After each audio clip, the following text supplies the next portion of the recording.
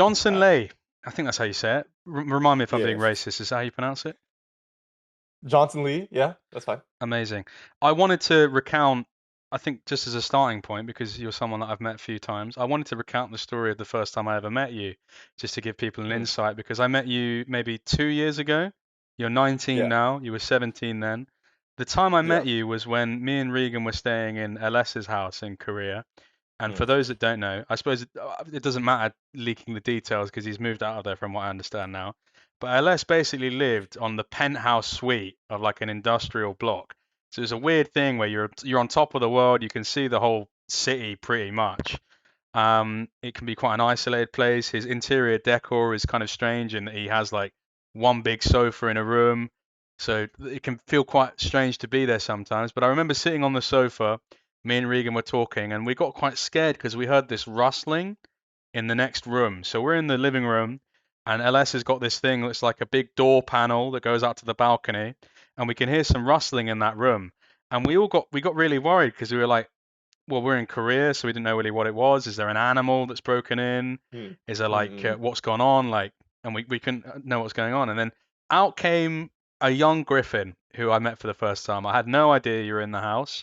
You came out in your little specky glasses because you were a little nerd back then, wearing no shoes, bare feet, hairy feet as well. I remember you got feet like a hobbit, and you No came way. at the time. Maybe I'm making up the details, but you came walking out and you just kind of like waved at us, didn't say hello, and then just walked into the kitchen to make yourself some food. And that was the first Mm. time that I met Gryffinn. And so much has changed over the last 2 years. You've kind of rapidly changed your appearance. You've gone from being like the nerd to having a bit of a glow up. I suppose let's start there. Why? How have you changed so much dramatically over the last 2 years? Oh, you mean like when I was looking like a nerd? Yeah, I mean, I would say I'm still like a nerd. It's just, it's the inside that matters more than the outside. But type shit. no, I mean, when I was in Korea, I think I prioritized, you know, my health and just like going to the gym. I got contacts because I thought it would like look good. Well, actually, I got like recommended by friends to get contacts, so that's like the big reason. And then also I bought sleep for my lips.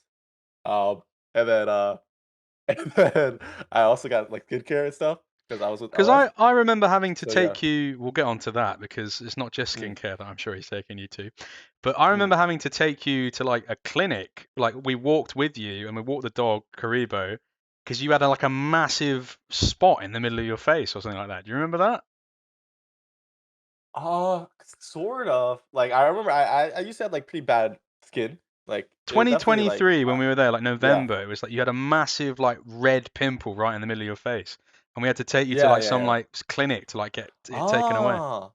No, I used to have like some like cystic acne, I'd say, or not. It's Yeah. yeah, like I used to have like pretty bad acne. So I think like that was like because I was 16 at the time. So I just was going through a lot of like hormonal changes. And then yeah, no, I was 16 at the time, hormonal changes, and then uh took care of that with like some skincare. So yeah, LS put me on the tech, and then since then like I've been pretty chill. My skin like I think now that like I'm not going through like puberty as much and my hormones aren't going as crazy, my skin has been like always kind of fine. So yeah. It's interesting because I suppose the reason I'm starting here is it kind of comes center to what I find so interesting about you is that like I'm not that close with you, but I've always looked at you as like being like a not like I don't mean like a younger brother in terms of like that we're close like that, but more so you remind me of Mm, my younger brother in that like yeah. when I met you, it was like oh like you're still the same now, but it's like the next time I met you 2 years ago was when I came to Korea this year and I bumped into you guys near the studio very Mm, briefly on the road, and you said to me, "Yo, DonJake, let's go to the club. I'm gonna get us some baddies." And I just felt in that moment, oh. Gryffinn, you are 6 years younger than me.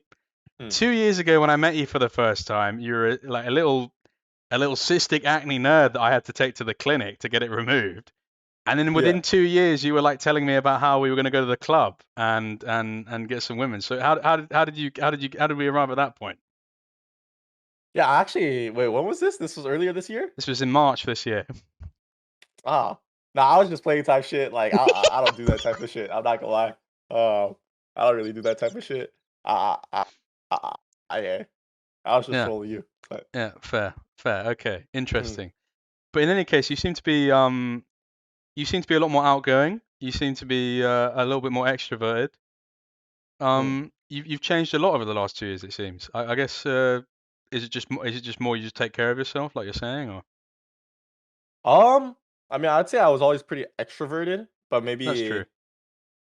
but maybe like I look more nerdy, so it looked like I was more of a like a shy person. But I think I was always pretty extroverted. I was always extroverted. I think as a person. So yeah, no, I don't think I changed like that much when it comes to my personality. That's fair. I would But see that, but yeah, maybe it's more noticeable because it's like yeah.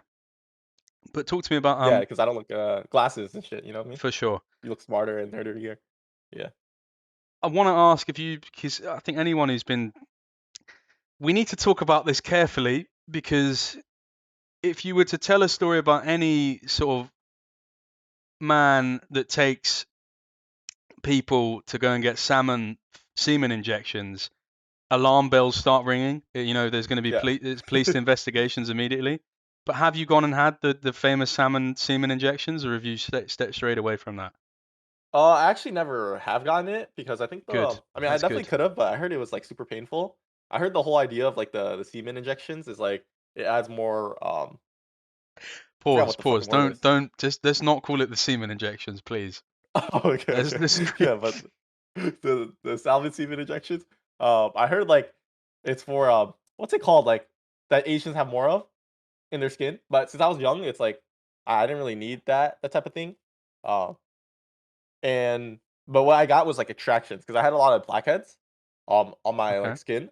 So, like, blackheads, ended up helping me the most, like, just removing the blackheads and, Mhm. like but not I never got, like, the semen in or the salmon semen injections, Yeah. Nice. Good to hear. which is called Redron, yeah. Aerodron. Yeah. Nice. Let's use Yeah. medical Oh, terms. collagen. Yeah. Yeah, Collagen. Okay. collagen. Cool. Yeah. Great. And talk to me about your time in Korea because then you kind of left your home at a very young age to go and take the opportunity of playing in T1.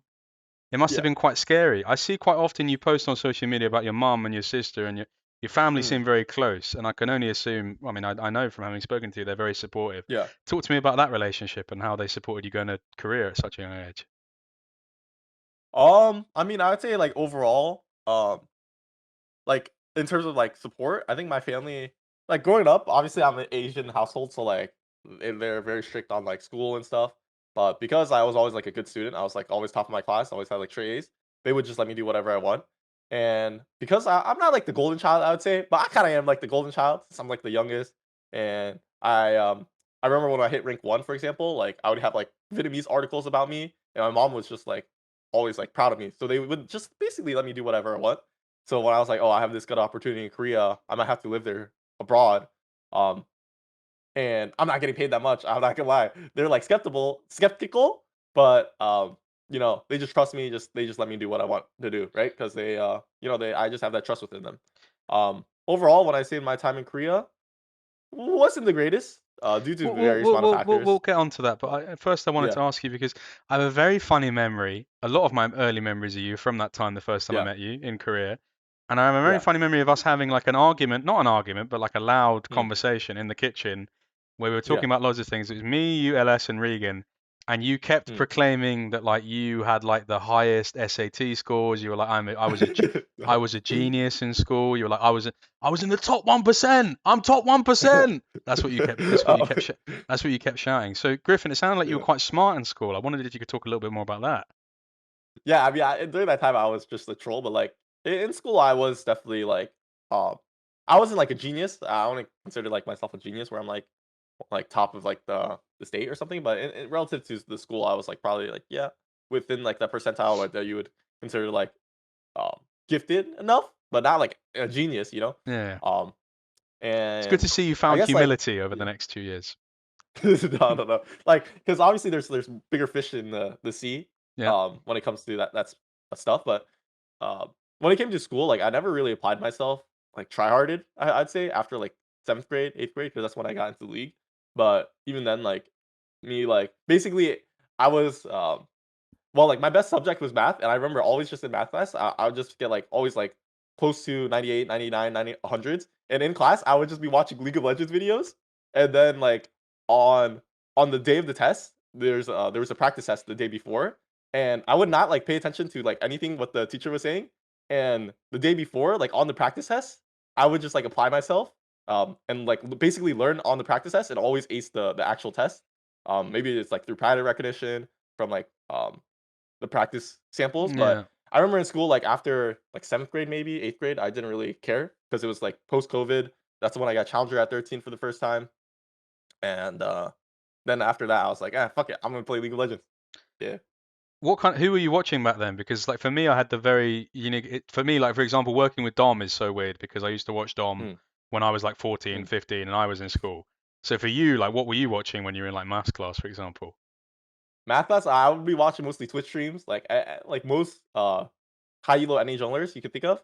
I probably watch their stream, like, at one point, um, So like during Nickich, that for period. example, or Yeah, yeah, Nickich, Nickich, Chums, anybody, but mostly, like, high elo NA junglers, whether it be, Tarzan or Tomio. There used to be Tomio. yeah. Tomio used to stream a lot, but yeah. Interesting. And in any case, what you were talking about is you were challenger at 13, and that's something that happens more often nowadays. You hear about it, but it's still Mm, quite a rarity. What was mm, that like? Because if you're 13 and like you're shitting on all these pro players and challenger on occasion, do you have the mm. occasion of like one of them adds you and they're like, "Oh, how old are you? Can you come and play in this team?" And you're like, "Well, actually, I'm 13 and I've got a maths exam in the morning." What was that like? Um, I mean, challenger at 13, I would say, like, nowadays, I mean, I guess it is still, like, an impressive feat, but it doesn't really mean that much. It was just, like, basically, I was a kid. I had a lot of time because of COVID, and, uh, 13-year-olds aren't stupid, Like, 13-year-olds, I think, like, if I had a son and he was 10 years old and I started training him, he would be challenger by 11. Not even trolling. So I think, yeah, no, it doesn't really matter that much, What would be your method of like, training? hitting How at if you 13. had to train a 10-year-old, your 10-year-old son? Which, to be honest with you, the way that you're tweeting, you might have a 10-year-old son in a few years. What is that even? Sorry, no way. If you had a 10-year-old son, how would you train him to get challenger within a year? What Easy, would be the bro. I'll method? just give him coaching every day, rigorous workouts. You know what I mean? Be Ri very harsh on him. what did you say? Yeah. What workouts? Rigorous workouts. Oh, I don't okay, even know what this word means. I just know it means, like, intense, you know what I mean? for sure. And, Your camera's lagging a bit, but I think you're back now. oh, okay. Am I back? Yeah, I think you're back. It'll sort itself out eventually. In any case, so challenger at Okay. 13, and then you kind of, I think you played a little bit of amateur in like tier Mm, three. I don't know if you yeah. ever played tier two in NA, but talk to me about that because there's such a conversation point at the moment of like Mm, Yukino, for example. I saw a lot of tweets. Shout out to Cubby. I think I saw a tweet from yeah. Cubby where people said, "Oh, Yukino, like he's got a little brother energy, therefore don't really want him around." What was the reason why you didn't really get that start in NA? Like, what was your experience like playing in NA from like 15 to like 18, just before you went off Uh to T1? Yeah, so I mean, I had one split in amateur. The rest of my teams were just like, from that period were just like because I wanted a champion queue spot, but like I'd say I only had like one real team in NA. We were, I mean, relatively speaking, we were good in tier three. I mean, we won our the tier three like championship, as you can say it. Yeah, And I think that was like my first taste of like competition, competitive. I remember it was like very memorable. Um, like overall, like that split I really liked because yeah, it was my first taste of competition, like, how excited I was, how much adrenaline it is to win, and I think, um, I mean, my teammates at the time, I don't really keep in touch with, but I remember, like, back then, I remember I was, like, pretty immature, and I still had, like, some things that I learned from that period. Like, I remember I was, like, super impulsive, um, so even though we were a really good team, I remember there was a lot of times where I was, like, really emotional when I thought the team wasn't, like, doing things that I thought was, like, that good. So I remember from the time I was super immature, and I definitely, like, learned a lot from that period. Had a ton of fun because it was my first split competing. Like, that's when I first grew, like, a love for competition, and I still, like, learned a lot from that time period where I was, like, 15 and like, significantly more immature, you know? had you experienced competition in anything else you'd done in life up until that point? Because lots of people play sports or they have something like maybe Mm. they play chess or something like that. Did you ever have anything you competed in before that, or not really? Um Not really, like, not like, a team sport. The only, like, I guess, competition I had was, like, I was a perfectionist, I'd say. Like, I was always a perfectionist growing up. So, my competition would be, like, the other smart kids in the class who, like, get a better score than them on a test, but that's not, like, really a competition. But I was always, like, a competitive person. Like, "Oh, I wanna be better than you." in a way, but I didn't really play any like team sports or stuff like Hmm. this growing up. Did you have many people in your school that played league? Because I can imagine when you're 17 and you go, oh, by the way, guys, not going to be around anymore. I'm going to Korea to play for T1 Academy. Did Mm. anyone that you knew have any reaction to that? No, no, actually, like League is super unpopular in NA. So like when it comes to my school, I don't think there was anyone that played League. It was more like Fortnite or like Minecraft or like Valorant. More shooters like is meta in NA. Yeah, that's quite Yeah, apt. I no, can believe yeah, that for for sure. sure. I can believe that there's more Mm. shooters than an A. Yeah. Um, so did you have any? I suppose even if they didn't know League, like what was the reaction? And when you've gone back to NA, and I presume you're back at your parents, because I would Mm. assume that you don't own a home. But when you're back Mm. at your parents and you bump into people around town that you went to school with, because what happens then? Do they know what you do now? Do they understand it? What's the reaction like around people you went to school with? Oh, you know, it's actually funny because I went back to a high school like reunion, or not? No, actually, it was a high school party in I believe just this time like last year, like 11 months ago. They're all seniors. I'm like the new kid around the block, but like, cause I was always like not popular in school, but I was like pretty popular. Like I was friends with everybody. I was pretty outgoing. I was cool with everybody. And then just randomly, like I just left, and the people like never heard of me. And like probably like there was rumors like, oh, this guy just left to um play full time in Korea, right? So I remember going back to this party, and I was like the popular. I was like running shit. Like everyone was glazing me and shit. And I remember it was funny because like at that party, I remember like three of these girls I used to have a crush on, and they were glazing me and shit. And I was like, I didn't really fuck with them anymore. I'm not gonna lie, I think my type changed over the years. But I remember going to my high school party and everyone was glazing the fuck out. I was like, on one end, it's like it feels weird because like they're just fake. It feels fake as hell because they don't actually like keep up with me that much, and they're just like they just know I'm like a gamer, I guess, but they don't know like details, intricate details, right? They're just like Yeah, kind of like they know I'm like have clout, but like, bro, like it's like fake as hell. just But it was funny because like I was always like friends with everyone. yeah, This time they were on my they were glazing me. These girls wanted. I was like, chill, chill, chill, chill, chill out. So yeah, just out of interest because you put it there, not out of a yeah. personal interest, obviously, but you said that you let me put this in a way that you'll understand. Your type Mm. shit changed type shit. What did your type shit change into type shit? So like my taste. Yeah. I mean, growing up, I'd say my type was more. Well, like I had like my type growing up, like it was just the I don't people in care my about area. what You is know. it now? Let's talk about that. Um, I mean, well, back then it used to be like white girls and Latinas. Then when I went to Korea, it was more Asians. And then when I went to Brazil, like it's all the flavors.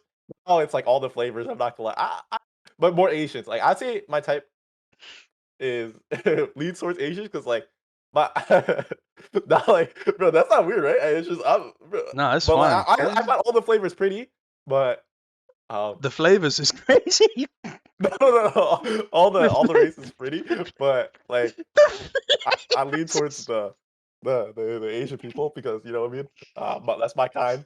Yeah. Oh my god, this is gonna be a long hour and a half, man. uh, T1, you joined T1. How does that come about? Because mm, a lot of people in the scene took interest in you, and Nemesis was an early voucher for mm. you. Presumably, at some point, LS took an interest in you. What? Your hair Mm. looks fine, by the way. You don't need to touch it every 2 minutes. I promise you. Yeah, I know. Sorry, Yeah. because it's like in my eyes, so it's like kind of cuts. No. But yeah. Okay, man. How did you get Yeah. into T1? How did that come about? Yeah. So I'd say how it works was like, I mean, basically, I was just going to Korea for a boot camp, right? Okay. And I was doing well in Korean solo queue. Probably like one T1 was like I did trials for T1. I was like top 30, I think top 30, top 30ish. Um, and LS was like, oh, I got T1 connections if you want to do a tryout, basically, So right? did you know LS So before you went there, or you met him when you were out there? no, so basically the only reason I came to Korea was because LS was willing to house me basically, right? And he also paid for my flight, but I paid him back for that as well. But basically, what ended up happening was I was supposed to play Academy that split in LCS, but or no in NA. But what ended up happening was LCS boomed. Like the summer, I was supposed to play LCS, but it boomed. Like the Academy system boomed. So because of that, I was like, okay, what's the next best thing? I guess I'll go to Korea. Um, and yeah, Academy boomed. Then I hit rank one. And then I tweeted like, "Oh, I'm trying to go to Korea. What's like a place?" And then LS reached out to me. Funnily enough, the reason why LS reached out to me was because of Nemesis, Yeah. like basically vouching me early on, and he was like, he has a high opinion of Nemesis's opinion, right? So then he reaches out to me. He's like, "Oh, do you wanna like run a boot camp, and stay with me?" And Tenacity, I think, was staying at that place, with him at that time as well. So then, yada yada yada. I do the boot camp. I maybe like play some Korean solo queue for like a few weeks, and then he was like, "Oh, if you want, you can also try out for or few weeks. Well, how much was it actually? Maybe it was a few months, like 2 months. Actually, maybe it was like 2 months. And then afterwards, like I tried out for T1. Um, and the process was actually like 2 weeks long. Cause so basically, or no, not 2 weeks long. There was two tryouts. First, I had a tryout with the team, right? And I tried out with the tier three team I remember at the time. And I remember that tryout went well. They offered me and they got mad because I asked too much in the negotiations. So then they stopped offering me or they pulled back their offer. And then LS was like not happy. I He was wanna really I mad wanna I because wanna he thought it was a remind good you just opportunity. I wanna Yeah. remind you just before we go on that I don't think it matters anymore. But I remember at the time when Mm, I wanted to interview you in 2024, and I remember it being a very much a thing in my mind where I was like, this boy has no PR training. Let's be very careful. So I just want to remind you, mm. don't upset anyone. But it doesn't matter as much, I suppose, because you're not there anymore. But just be a bit mindful. But carry No, on. I'm PR trained. I'm PR Okay, trained. I know okay. what's As long as you know what you're yeah, don't doing, worry. because it was a thing two Yeah. years ago. I was worried about interviewing you, so I don't want you. No. I care about you. I don't want you to get in No, trouble. I'm PR trained. I know Whatever what you're you know what I comfortable mean? with sharing, though. But I just wanted to Mm. put that out there because I don't want to, Yeah. I don't want to be Yeah. seen to be taking advantage of someone that has no filter. Yeah, no, I'm PR trained for sure, for Okay, sure. so you Um, asked for too much money from T1, is what you're saying. no, no, not too much money. Like, I mean, I already said this publicly, but I was getting paid like I was losing money actively being on T1. But Um, what went wrong in the negotiations then? What were you asking for? I was asking for like I don't know because they just wanted to give me like what they would give their other rookies, and they basically did. But I think I was asking I don't know like a shorter contract and like if Oh, they okay, could do just like this. miscellaneous stuff. Yeah, yeah, like not much for more like because they're on T1 I was getting paid $300 a month. Funny enough, and I had to pay for my own health insurance and taxes, and there Okay. was like a transfer fee. I was basically losing money because I also had to pay for my own flights. I had to pay for food like one time a day, but I was making money from like streaming. But I was actively losing like a lot of money on T1 actually. Probably over the course of the few years, I probably lost like 5K, 6K or something. Um, but Yeah. anyways, right, they denied the first negotiations, right? And then LS was mad at me, and I was like, "Oh, this is a really good opportunity for you. You shouldn't like fumble this, basically." So then he got me another tryout, and this is when I tried out with their CL team. So I played tier two, and then we scrimmed against like world teams at the time because it was during worlds. And I remember I was like, "Damn, we good as hell!" Like we were a tier two team. Beating like we were beating like playing teams, like basically 5-0 in scrims, 5-0 in scrims against like PSG, like people or like CFO, like people. Well, like they got better obviously over time, but teams that were like pretty solid, you know. So and then after that, I basically surfed that tryout. I'm not gonna lie, I did pretty well in that tryout, and then they offered me again, and then yeah, then I took it, and then yeah. So in terms of the actual process of the trial, because the way that people talk about it is like, oh, it's like a mystical kind of thing, and like you would Hmm. assume because it's T1, like, oh, did they do like a psychological evaluation, and like, do you have to go Hmm. into like a special room, and like, it's just a straightforward like you just have to play games, or like what was it like? Like, I mean, I think yeah, it's not anything complicated. It's just a tryout. Tryouts is usually so just you like you literally just play scrims. you were just going to the office and just playing scrims, or Yeah, scrims. I guess it's a mix of like you scrim and then you have an interview and they want to see like your mindset behind things. And I think the thing that like was most appealing to me was that I was always like an ambitious person, right? So I guess like that was like really appealing for them. Like I was like I don't care that I'm basically this contract might not be the best or like I'm not getting paid anything or I'm losing money actively. I don't care because I want to try to take my shot at the Korea system because I want to be one of the best in the world um, and not be limited by the region, right? So I guess that like level of ambition was very appealing for them. And then mixed with like I did play well in the trials too, considering like I didn't there was like a big language barrier. So yeah, I think that was very appealing to them. Um, but yeah, I guess it was a mix of you do your tryout, you do your scrims. Um, it was like it would span over like maybe a week or two of scrims. So maybe like 20-ish games of scrim. No, probably more, like 30-ish games of scrims. And then they have their own like interview, Internal, like yeah. trying to see your internal interview, and they want to see your mindset behind things, and then yeah, that's part of the process. How did your internal interview go? Because back then, obviously, you probably were a little bit less confident talking about the game, but you still probably had an idea about the game. What did you tell them? It wasn't like I don't think it was like more game related, but more like personality related. Okay, They would try well, to like, get a grasp of me as a person, you know. that's a good place to start because I mean, the goal of this interview is to get more of an idea of yourself as a person. What do you feel like you Hmm. told them about yourself as a person? Oh no, like I think the biggest thing like that they liked of me was I was really ambitious, Ambitious, okay. and in terms of like yeah, I wanted to be the best. I wanted to be, you know, Flexibility I obviously must have been valued. The fact that you've gone to career to seek out mm, this opportunity. Did that come up as yeah, yeah, well? I like suppose it ties into ambition as well, but yeah, it ties into my ambition of like wanting to be the best in the world, right? So I think that was really nice for them to hear. And then because at the time I was like I think top 30 in Korean solo queue at like I was 16 or maybe turning 17. Yeah, 16 turning 17. Because of these factors, they just found me like okay, maybe we'll give this guy a shot. It's not like they're losing anything for giving me a shot. So yeah. and when you were scrimming with the CL team, you were playing with would this have been Smash and Reckless at this time, or was that a little bit later?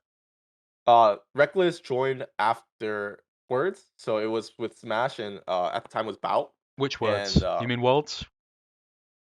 what? You said he joined after Words. You mean Worlds? Yeah, yeah, after Worlds, like the year Okay. after. Like Oh, okay. Yeah, cool, cool. So it was like who yeah. was on the CL team? Any names that people would know? I was playing with Smash, Poby, Bout, and the top was Dow. Yeah. So obviously Poby's gone on to join Fnatic, and people have seen him. Mm, Got Fnatic to Worlds, and Smash mm, literally lit up the LCK at the beginning of this year. I think he's going to mm. Damwon next year. What did you think of these players at the time when you played them? Because presumably they were a little bit they've developed since then. But what did you think of them at the time? Uh, well, I'd say I mean Poby and Smash were the main two. Poby I thought was a really funny guy. He was really funny. He was really charismatic. I liked him a lot. And then Smash, I thought this guy was a beast. I'm not gonna lie. I thought this guy was so good when I played with him. This guy was like so mechanically gifted and like didn't give any fucks. Like he would just flash in like as AD carry. I've never seen an AD carry play so aggressive. So Smash, I thought the bot lane was really good. Smash I had a lot of respect for actually at the time. And So yeah, I Why mean, was Poby funny? Because I think you learned a decent amount of Korean when you were there. I'm pretty sure, but there's obviously a language barrier for a lot of your time on T1. hmm. What made Poby funny? I mean, even if there's a language barrier, you can tell if someone's like funny, like charismatic, or like he was very friendly. He was like, I remember, I remember after like our first day of scrims, he was something. He was like, oh, number, and then I was like, he was trying to ask for my number, and I was like, oh shit, this guy trying to rizz me up, and no, he was just a friendly guy. Like, yeah. Interesting. And then obviously you don't play on the CL team, you play on the tier 3 team. What factored into that Mm. decision? Were you not quite ready for the CL team at that time? I think there was a lot of factors. Okay, Maybe I wouldn't give my personal opinion because I'm PR trade, but yeah, that's fair. yeah, Yeah. So, okay, well, if you don't want to give your personal opinion, that's completely fine. You play on the tier 3 team then. Remind yeah. me of some of the players that you were playing with during your time on T1. Are there any kind of names that have gone on to do things, or are they still in the process of making it? Um, no, I think they're all randoms. I'm not gonna lie. Yeah, I think they're all randoms. I guess the funny thing is like my mid laner that I played with was brothers of Peter. The was on He's just KT joined sub. KTCL, yeah, the other day I saw. Yeah. Oh, KTCL. Well, he was a world's finalist on KT.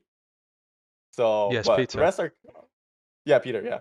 So, but they're all kind of randoms. Maybe I feel like my support has potential, but like he hasn't done anything yet. But yeah, they're all haven't like made it to tier one at least. But yeah. Yeah, okay. Cool. Wicked. And you're playing in the tier 3, and for those that don't know, because I think that people generally speaking lie about watching anything below LCK. I think they lie about watching Mhm, CL. And if they say to you mhm. that they watch AS, then they're definitely lying. But what was the structure? What was the structure like? Because I'm from what I understand, it's like monthly cups is the way that it works typically, and then there's a championship at the end of a period of time. Yeah, no, it's like a really weird structure, and no, it was a really weird structure, and then like it is monthly cups, and then it's eventually like a league that's like 2 or 3 months long, but it's not like any traditional. You don't compete that much, which was something that like um wasn't as nice playing in that. Like, I really love competing, and basically when I joined, it took me like 8 months before I had my first competition because of visa issues and because like how infrequent the competitions were. So it was a long, long time before I And actually what were you doing to competed. stay motivated during that time? Like how do you feel like you're a part of T1? Like what are you doing? Are you scrimming at least? Yeah, well, I'm screaming, but it was kind of hard to stay super motivated because it felt like in a way that this was during my like I'd say not peak of my streaming career, but I was like at the time was my peak of my streaming career, right? And in a way, it felt kind of bad because it felt like I wasn't really competing, and I just signed to basically I just signed to do nothing, and it felt like I was kind of wasting time. So I did feel like I was um because I did feel a little bit unmotivating because I want, like, purpose in life, and it felt like, in a way, maybe I wasn't getting, like, the most amount of purpose because I signed I didn't even compete till, like, 8 months later, and I wasn't streaming or I was, like, cutting down on my streaming hours significantly because I Hmm. was, practicing a lot more, um, and I wasn't getting that, like, that satisfaction, that, like, reward of, like, competing, so it did feel a little bit unmotivating, at the time, yeah. Absolutely. And tell me some stories from your time on the T1 Academy. Like, I don't know what kind of teams that you're scrimming against. You told the story about scrimming against Worlds teams. Are there any stories of you playing against, I don't know, like an LCK Academy team? Did you ever get the chance to scrim an LCK team? I can assume not, but any like good stories from that time of like playing on that on the roster? Ah! No, not really. Not gonna lie. I think the only during the trials that's when I played versus the world teams. Never played versus LCK teams. Maybe LCK Challengers teams. Um, but yeah, not any like What crazy kind of stories. LCK did you playing against LCK Challengers teams? What kind of players were you playing against? I don't know. I don't think we really like mostly like the academy teams that we or mostly because there's challengers that's tier 2 and academy teams. We mostly scrim the academy teams, which is tier 3. So yeah. Fair enough. And obviously being on T1, even though you're saying you didn't have the most amount of fun because you had to wait a lot of time, that's down to some personal circumstance like visas and whatnot. I Mhm. presume that, you know, you're in the building, you might meet players from T1. Did you ever have any run-ins with any of the senior T1 players, Faker and the like? Oh yeah, of course. Like I mean, I'd probably see all of them. I'm Just gonna like I'm gonna stop maybe. you because your camera is lagging so much. Maybe it'd be better to take it from Oh, Discord. okay, okay. Could you try turning on the Discord and I'm gonna have to figure out how to take it from Okay, okay. Discord. Let me see if I can do on Discord then. Okay. Um, maybe exit this and then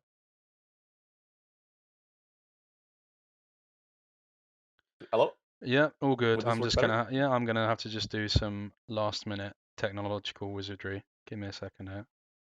Alright, nice. This Right. DonJake productions. Wait, do you do this shit yourself or you have like a producer on by? No, I do it all myself. Oh, that's the goat. They don't pay you enough for this. True, actually. That's why people should donate, right? Oh no, no. I'm not even getting paid for this. Yo, can someone donate me? I need at least like $5 for this. Why do you think that you should be paid for like media obligations? You realize this is like part of your job, right? This is an obligation? Bro, I'm not gonna lie, like give me at least like $5 so I can feel like I made like $5 within this 2 hours or whatever. Okay, I'm sure that someone can do that for you. It's just not going to be me, Yep. unfortunately. Alright. Right, okay, that should be good for the rest of the interview. Golden. Alright, sounds good. Sounds good, sounds good. Right, cool. So you mentioned there that you've had some run-ins. What was it like meeting Faker for the first time? Oh, no, I remember meeting Faker for the first time was before I even joined T1, it was during the tryouts, and what ended up happening was when I met Faker was, I was at the gym. So, I was at the T1 gym, and I was with my friend at this his name is Will. He used to be a pro player at the time. Um, and what ended up happening was we were at the gym, we were in the lockers. There's, like, a locker room, um, and there's, like, people, like, get naked there, like, that's the locker room, and I remember we were just chilling there, and Faker walks in, and I was like, "What the is this Faker?" And I'm like, "That's, like, my" oh, actually, the first time I saw him Okay, was the so very first day of tryouts. that wasn't the first time.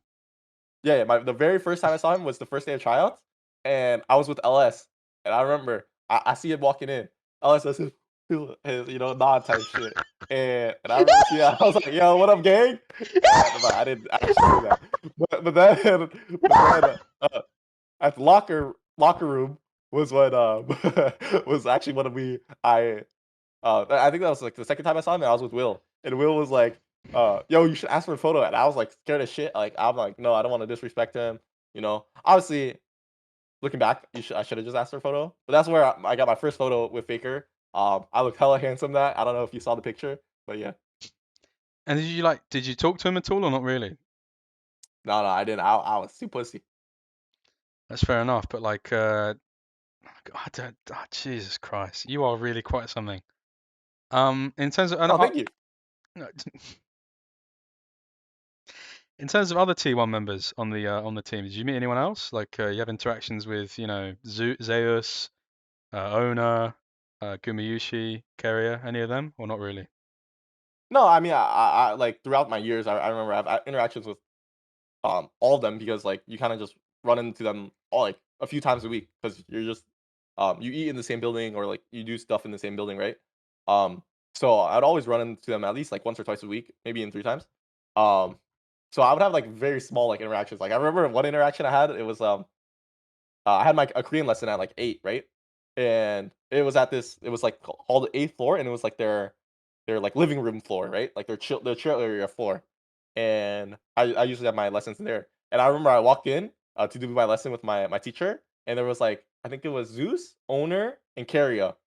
They were already like in there and they were like doing they're just chilling like maybe playing a game because they have like a TV. And I basically told them, "Get out of here. It's my time to shine. I'll do my lesson." And then they were like, oh, they respected me. They're like, hey, let's leave. Like I had that much aura. And no, no, no. Okay, the real story is, so I had to do my lesson there because I was like the only place I had to do my lesson. And basically, I started doing my lesson, and they were like respectful. They were like, "Oh, let's let this guy do like his English or his Korean lesson, Yeah, and like let's leave." But yeah, amazing. This is, oh God. I just need a moment to reconvene. yeah, Talk to me about your relationship with LS because I think the first time I'll give you like the anecdote from my end. The first time I mm, met him, it's like a thing where I had so much respect for him, and it's like I still had mm, respect for him. But when you meet him, you realize that he's like so idiosyncratic and so like eccentric. Like he does so many things so strangely. Like I remember, like he's the thing. He's the most generous. He's one of the most generous people I've ever met. But here's an anecdote that I think sums up LS perfectly. So LS let me stay with him for completely free, like for months. I think I was there for like a month and a half, and all I had to do was pay for the maid, which like is completely fine. But during the time I was there, he counted in his head, like he took a mental note of like every Pepsi and like aloe vera that I drank during the entire time. So it's like he's very like he's autistic. I mean that's a thing now, but mm. he's very eccentric. So I wanted to get like what was your feeling like meeting him and like what's your experience like in your relationship with him? Yeah. I mean, that's funny, but like he's obviously very generous, and I think yeah, no, like when you before you meet him, you kind of think like, oh, he's a big content creator, you know, maybe he's like this, maybe it's like this. But Yeah, then like when you meet him and like yeah, at the end of the day, everyone's just human, you know. yeah, for sure. And He's very, very yeah, human. I think it's very nice, and I think he is someone that um you know has the autistic tendencies, whether it's like good or bad. Not good or bad. Okay, that's not the right way to put it. But like, for example, I think he might be too like trustworthy or like Yeah. too much helping. Well, That like, which could be bad for like him, well, of you know. course I mean, of I'm not course it's saying good or bad. bad, you know. It was good for Yeah. me because obviously I got like four But GPUs yeah. out of it and like Yeah, yeah, yeah, yeah. No, that's what I mean, five like graphics yeah, cards. Like I even got like yeah, the Black Lotus for a little bit. I had to give it back, yeah, too, obviously. yeah, take that all that shit. But it's funny because I think, during my like, time I think I just spent so much time with him that I don't even see him,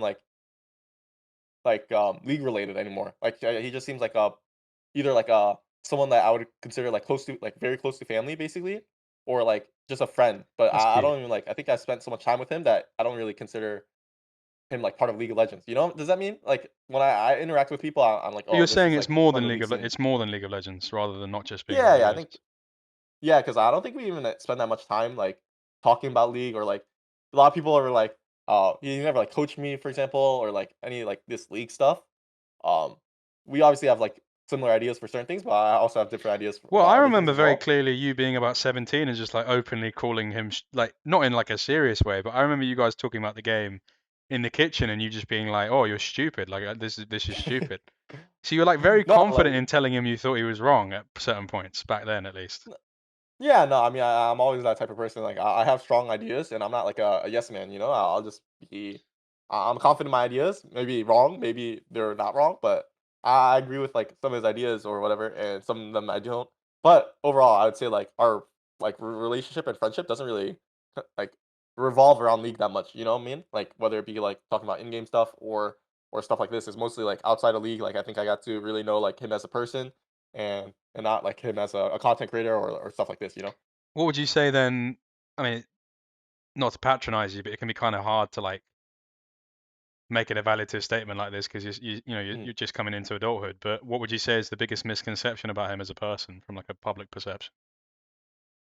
Public perception. I don't know, cause I think even let me think. Public perception. What is the biggest misconception? Because like it's kind of hard because he is very open, so I think people have a good grasp of his personality, Yeah, that's true. you know. So I don't think there's like but unless there's like a huge misconception, because he is very just open as a person. He streams everything, he does everything. So it's like most people, even though they're not like actually friends with him, or like parasocially friends, you know, in a way, because he is very open. So like, well, what would you think? Because obviously you know, but I'm trying to like, what's Yeah, the biggest misconception? it's yeah. I think that I think that there's a public perception that he's like very binary and like very stubborn in one way, like he like kind of goes towards something. But I think that that comes with a lot more positives than maybe people would associate it with. Like I think he can be Mm. like very. I think he's someone that like goes to absolute war for people he cares about. Oh yeah, no, I mean, but I feel like people know that. Like Yeah, he but is someone that just more than I yeah. think people know. Like, but he's also someone that Like like bigger doesn't emphasis. like he doesn't like. I think there's a lot of things that he does that are good for people that are disclosed, and there's Mm. also a lot of things that like don't get disclosed that I think would add Like to it. it's more behind doors, right? Yeah, like That my YouTube yeah. channel got taken down. He was like he had a tweet up before I did, and like Yeah, obviously no, people I can mean, see that, but it's like he doesn't need to do that, you know? yeah, that's true. But I mean, I think he's someone that like, in his own way, you know, I think he has a really good heart, and he wants the best for like people he cares about, obviously. Yeah, Um, and sometimes it's like even detrimental for him, right? Um, but I'd say like people know that though, like because he document or not he documents. Obviously, not maybe to the extent.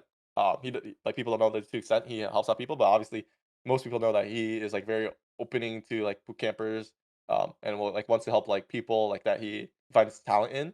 But yeah, obviously maybe not to the extent where um I know, for example, or you know, right? So yeah. I mean, that he's is true. obviously. I mean, it comes with. He's probably the most emotionally complex person I've ever met. In the Yeah, for sure. in the a lot of the times I've come away from interactions or times with him where I'm like, maybe I feel negatively about the experience, or like maybe there are traits of his that I associate with negative, but then it's like when you actually get away from that and you kind of evaluate it, it's very easy to understand why he is the way he is sometimes. And like Mm, it's like I've never met someone that can have so many positives run with negatives at the same time. And it's mm, like the overall package is obviously positive, but like there's always a lot to unpack from I think interacting with him. He's very very y- complicated, is what I would say about him. Maybe that would be the thing mm, that people would not. I think people very much sum him up in simplistic terms. They're like, yeah. oh, like he's angry or like he's autistic or whatever. But like that guy's the most complicated person I've ever met, for better or worse. And he's like upset me, he's pissed me off at different junctures, and equally he's like Yeah. helped me out a lot. But it's just there's a lot of complexity and a lot of like lore. I mean, I don't know if he's ever like gone into Mm. depth with you about his story, like, but like it's just like it's out of a movie. You could make a movie out of his life easily, like even before League. No, for sure. I mean, I think he lives like because I mean his emotion like I think yeah like you said there is a lot of positives that outweigh the negatives. There might be some negatives, but actually there yeah because there is the negatives, but I think it has to do a lot with like um you know how he not to like slide it by well, because he's autistic, but that does explain why he his patterns aren't going to be the same as like a normal person, right? Like the average person. I would Um hesitate to use that because I think the better yeah, word is neurotypical, but obviously you're probably not. neurotypical. Yeah, yeah. Yeah, the That language is would make probably more not sense. familiar to you, so it's completely fine. Yeah. This is something Yeah, that I got pulled. It's neurotypical something I is got pulled up on an interview recently. There was someone who was mm, talking about it. It's kind of just that being careful about Mm, these kind of conversations. I think with him, because I don't understand it, I think I'm somewhat on the spectrum in some capacities. I think anyone who yeah. experiences levels of quote unquote high success or high motivation and drive is somewhat on the AUDHD scale or whatever. But one of the Mm, things that I think about LS is just that it's less that the diagnosis explains things, it's more that the diagnosis explains his reaction to things that have happened to him and like how he mm, processes things and different things. yeah. And I think he exists in complete duality a lot of the time because he's simultaneously like intensely trusting and also very suspicious.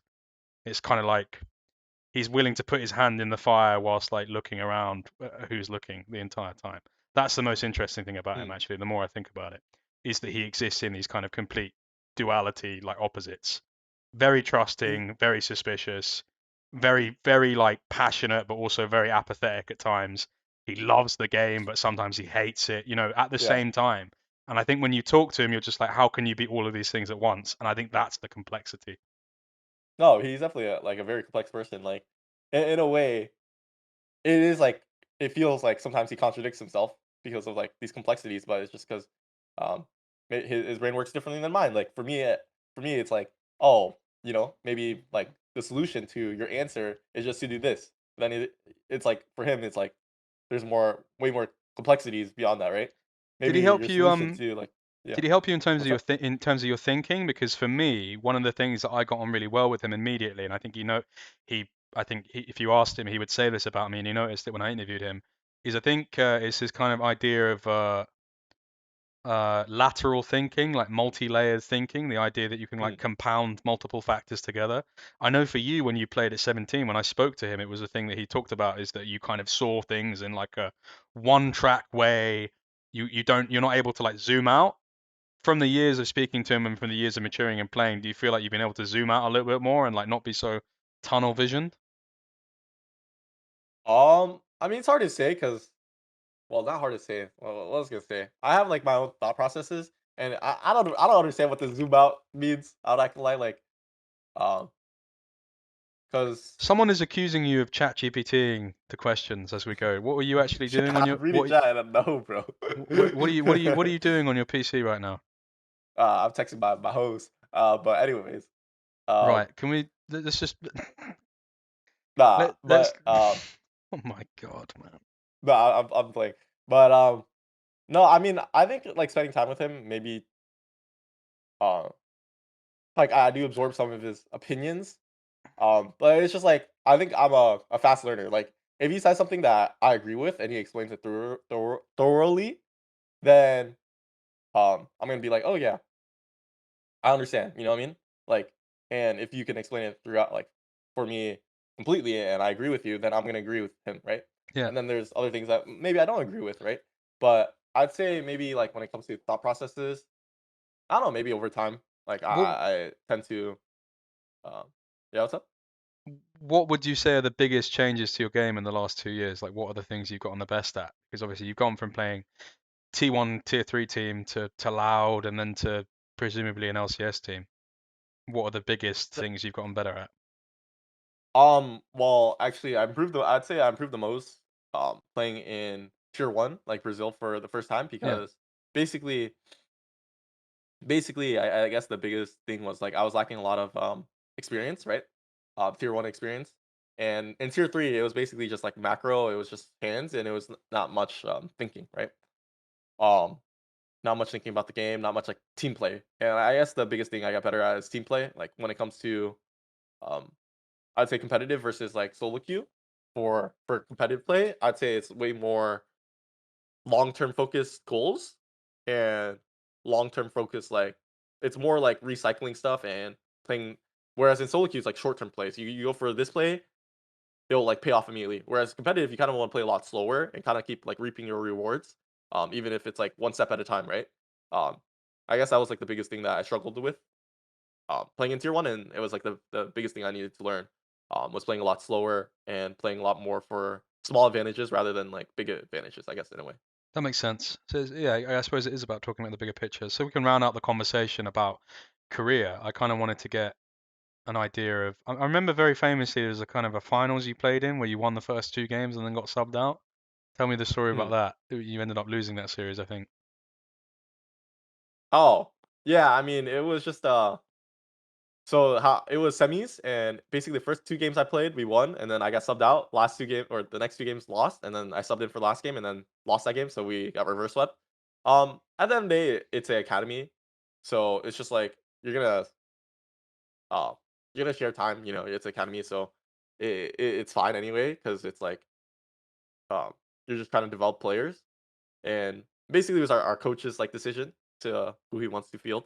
But I remember it was funny because I was supposed to not play at all actually, uh, but and I was actually not supposed to play at all, and I don't know what I wanna say past that, but I was not supposed to play at all in the first place, so I'm thankful that I was able to play, How and did I was you actually helped with that. how did you cope with kind of the rigorous T1 structure? Because I remember at the time you weren't necessarily a bit of a naughty boy, but you weren't the most Mm.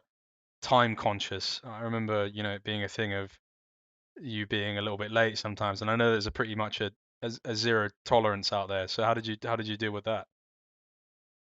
Oh, I don't know, I don't think I was late. Well, what do you mean late? I don't know what you're referring to. Well, I just think you were a little bit of a naughty boy back then, weren't you? Like in terms of breaking the rules sometimes, like maybe you're not on time all the time, or kind of there was a few things you were getting in trouble for. I remember. I can't remember specifics though.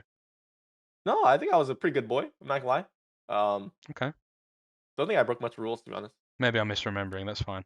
Yeah. In any case, as you come towards the end of your, I mean, in playing in Korea for that period of time, I suppose the question really to ask is, from playing that much solo queue and even playing a comp environment, who were the most impressive players you felt you played against? In solo queue or just in general? Solo queue, I suppose, but just in general. I mean, I suppose the answers are going to be better from solo queue because I can't imagine you played against Yeah. Chovy or Fake or anyone like that elsewhere. No, in competitive, yeah, because I didn't really play against anyone like super impressive. I guess in comp, I guess I could play versus DonJake, which was like decent, but maybe at the time he wasn't like super impressive for me. But in solo queue, I'd say the most impressive, I guess, junglers that I played against was, I mean, Chovy was always really good. Um, Ruler was always really good in solo queue, and I guess like the junglers that most impressive were like Tarzan. Tarzan was really good, and yeah, Tarzan was really good in solo queue, and yeah. And how, like, talk to me about that, like, quantify that a bit more for me in terms of impressive. Like, what kind of stuff was he doing against you that was different that made you look at things differently, perhaps? I guess before my time in solo queue, or I feel like before Korea, I was very like trying to overcomplicate the role, but it really does seem like at the highest level, it's kind of just full clear deluxe. So I feel like playing against Tarzan, he was just really always efficient with his pathing. So he'd always be like clearing his camps in an efficient manner where he is on the right side of the map at the right time. And it felt like whenever he got a slight lead, you never could take it back. Like if he started the game 1-0, he would just not die and go 10-0. And it felt like very oppressive to play against like Tarzan. Because he would just basically never in his lead, and kind of play for KDA in a way, but not really. But like I feel like that's really strong as a jungler um to not throw and like value your death a lot, because it does matter a lot, right, as a jungler. Absolutely. And I suppose I would like to ask kind of what are some of your favorite or funniest solo queue stories from that time? Because you play for so long. Like, is there anything that comes to mind? Uh, Not really. I'm not gonna lie. I guess the most funny thing is like I, I would sometimes keep track of who honored me, and I'd be like, Chovy honored me 5 times. And I would use that as a Twitter replies. Or like Zeus honored me 3 times in a row. But nothing like super funny. Um, yeah, no, nothing crazy funny. And what was the highest rank you actually achieved on the Korean server while you were there? So technically, I mean, I reached rank 7. That was like kind of early season, and then uh, that was like when I reached rank 1 during that time. So and then later on, like I think that was season 13, split like 3 or something, split 2. I don't know. The last split of season 13, and I think like season 14, I hit rank 12, and yeah. Because I remember at the time in 2024 at the end, 2023 at the end of that year when I was with you guys, it was when Natty was actually joining Ruddy. I don't know if you remember. That was like literally like no one knew who Natty was. He was going to join Mm, Ruddy. I was talking to you mm, about him. I was like, oh, you're playing comp. You're getting into it. Could you give him yeah. some tips and whatnot? It's Mm, funny to see how your kind of careers have gone. He's obviously not playing comp anymore. He tried it a little bit in yeah. ERL. He played in Ruddy Sack even against LR, Mm, Kedrill's yeah. team. But he's now at a point where he's probably not going to play. He's probably going to stream instead. But he's obviously Yeah. gone and gotten rank one. So I suppose my question would be, because I think you're going to give me a funny answer, is why was he able to get rank one and you weren't? Um, I mean, I think getting ranked 1 in general is a really strong feat. Not a lot of players are gonna be able to do that. I mean, he was the only person that I'd say got ranked 1 in late season. So I think his achievement is just the most impressive, and just my achievement wasn't as impressive. I mean, it's not nothing to do with, like, a lot of people haven't got ranked 1, right? So it's like, it's kinda stupid to not stupid, but it's, You like, sound like you have respect for him though, because I weirder was expecting you to come out in weirder the to gate just and be compare. like, "Oh no, I'm better than him." But you sound like you have a lot of respect for him as a player. I mean, I might be better than him in a competitive environment when it comes to, like, champion pools Yeah, and stuff like this, right? Like him, like, in a competitive environment, maybe I'm better than him because obviously Rengar is not getting competitive. But when it comes to solo queue achievements, uh, I mean, he's basically the person that has the best solo queue achievements. I'd say his climb is um the most impressive in general in Korea. So I think like you can compare that in many ways. Like you could say it's better than Nemesis's climb, Agron's climb, Splinter's climb, like all these climbs, right? So it's like maybe I would say maybe I'm better than him in competitive, right? I don't know for sure because I don't have a good enough sure. understanding Have of you him as not a have you person not watched or a much of player. I him, or mean, have you watched a lot of him? no, I haven't really watched that much of him, Okay, so that's I fair. might maybe I'm better than him in a competitive environment. But when it comes to solo queue, his Rengar got rank 1 in Korea, So yeah, And were you not much to trying say to else besides that. were you trying to go for rank one at any point, or you just felt like it was too much of a slog? Like, how difficult was it? Because you're obviously balancing playing in T1 AS Mhm. as well, right? In a way, I think maybe when I was ranked 12, that's when I like tried to do my rank 1 climb. But I think generally speaking, like as a pro player, you shouldn't value climbing too much in solo queue and more play for like improvement. So yeah, it wasn't like my biggest focus. It was more like whenever I play solo queue and I'm on a team, I'd more focus on playing for improvement and playing with a more majority of champions because it is significantly easier to just play one champion or two champions to climb. I'd say that is my opinion. Than play, but it is not the best way to improve. It's more to like play multiple champions at that same level. Do you have any other T1 funny stories that you could share with us from the amazing mind of Gryffinn? No, I'm not gonna lie. I don't got any funny stories that I It recollect of, sounds like to be honest. the peak of your T1 career was literally just kicking owner Zeus and Carry out of a practice room. Yeah, in a way. That's No, pretty much all that I don't happened hold for you. like yeah, I don't hold any like crazy great memories from that era, I guess. That's fair, but you obviously presumably have a great degree of pride at least for playing on the organization, right? Yeah, of course. I mean, T1 is like the biggest organization by far. I didn't realize the size of their organization when I first joined, to be honest. But I kind of understood more as I spent more time in esports and I understood how big of an entity they are. So yeah, no, of course, like I think it was great. It was a great opportunity, and I think it's like a once in a lifetime opportunity and a once in a lifetime chance. But yeah, I don't think I got any too crazy stories because, like, bro, the whole premise is like you're playing like 12 hours a league a day. It's not like you're Yeah, I really suppose it is that. having But any I mean, funny, crazy I guess you stories. kind of would expect, like, I don't know, you running into like someone in an elevator or just any sort of interaction, maybe a conversation or anything. But it sounds like literally you had very limited exposure to any of the other players. Did you meet Oh, any I like met the did you players like a lot, but like it's not like I but limited interacted with interaction? them. Yeah, Like exactly. I would run into Faker like in the elevator probably like once a month. You know what I mean? Like oh shit, like the elevator door open, Faker comes in, or I'm So what going would in the happen? elevator, Faker's You there would just nod for at the each entire other team. and then just not say anything the Yeah, entire basically. I time. mean, that's also a lot of Korean culture because they know I'm like a foreigner. Like it would be kind of awkward if I like open the elevator and it's like the entire T1 team, and I'll just nod. Okay, let me get in. Let me eat my food. But over time, like I became numb to it because it's like you meet them so much, you realize they're just human, and you don't really put them on a pedestal anymore. Sure, that makes sense. Did you meet any like former players that have been there? Because I know T1's an organization that keeps a lot of legacy people around as like streamers and other things like that. Or did you not really take Uh, note of that? I guess a funny story that is I met Boxer, which he used to be a really big That is really cool. in a StarCraft, but I didn't know who he was. So basically, my coach at the time, his name was Tella, I think. I think that's his name, yeah.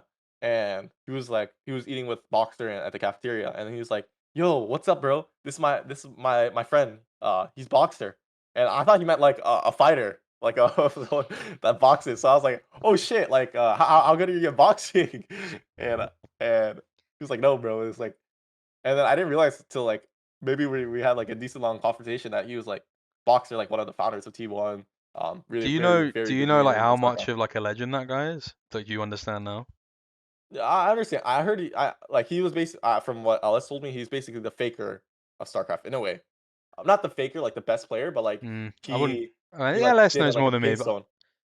but like to give you an idea, so for the LS interview, anyone who's watched it, the gift I give him in that video is I had to travel to another city in Korea, and I couldn't even get the guy to sell it to me. I had to like get my friend who was Korean to come with me.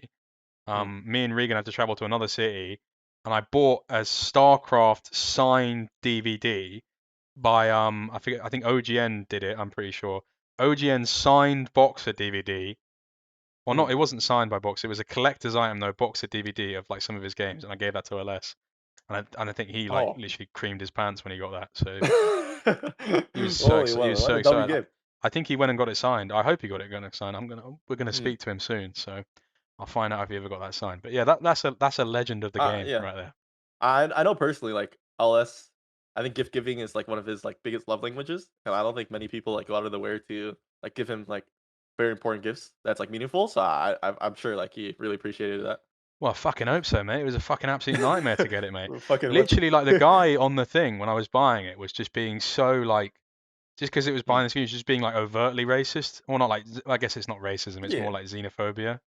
But like he yeah, was just being no for sure. like, he was just like literally just said straight up, you're a foreigner. I'm not selling to you. And then I had to Mm. get my friend who's like Korean American to try and buy it from him.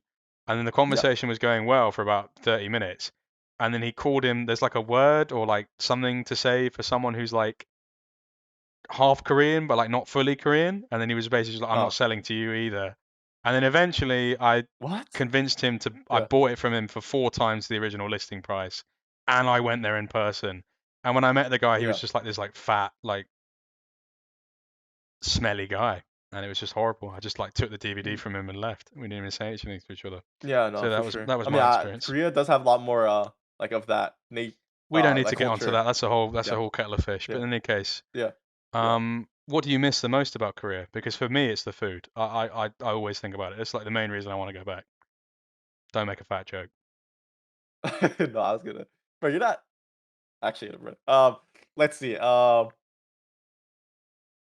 No, I don't miss so much of Korea. I'm not gonna lie. Korea, I would not.